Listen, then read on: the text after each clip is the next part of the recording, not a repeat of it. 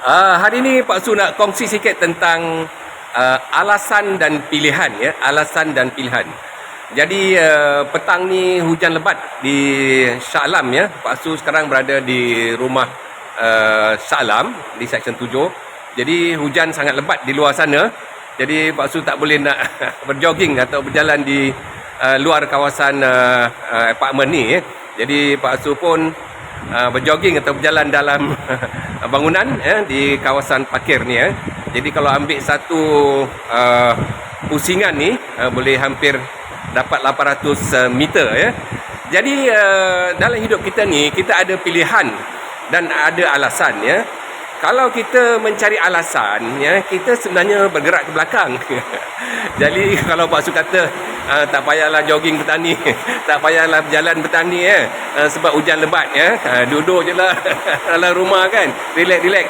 Jadi kita bergerak ke belakang, ya. Dia tidak membantu kita. Tetapi kalau kita memikirkan pilihan, ya, kalau misalnya hujan di luar, ya, ada tak pilihan-pilihan lain, ya, untuk kita berjogging ataupun untuk kita berjalan bersenam, ya, mengeluarkan peluh? Ada tak pilihan lain? Jadi petang ini Pak Su pilih untuk berjalan atau berjogging di kawasan parkir bawah bangunan apartmen ini, ya.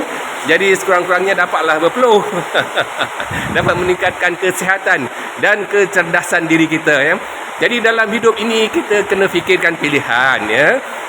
Kerana dalam hidup ni ada banyak pilihan. Kalau kita tak boleh ambil pilihan satu, pergi pilihan dua, atau pergi pilihan tiga. Tapi kalau kita sentiasa memikirkan alasan, kita tak bergerak.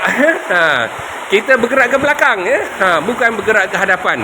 Jadi untuk terus hidup bahagia, untuk terus hidup maju, ya, untuk terus hidup ceria, sehat, kita kena fikirkan pilihan-pilihan, terutamanya pilihan-pilihan yang positif, ya, yang membantu kehidupan kita, sama ada dari segi mental, emosi, ya, kerohanian dan juga fizikal, maupun aspek-aspek sosial dan sebagainya, ya. Jadi jangan lupa terus fikirkan pilihan-pilihan yang positif dalam hidup anda, dan elakkan untuk mencari alasan, walaupun alasan sekecil mana pun, kerana alasan sentiasa menggerakkan kita ke belakang, sedangkan pilihan menggerakkan kita ke hadapan. Jumpa lagi. Terima kasih.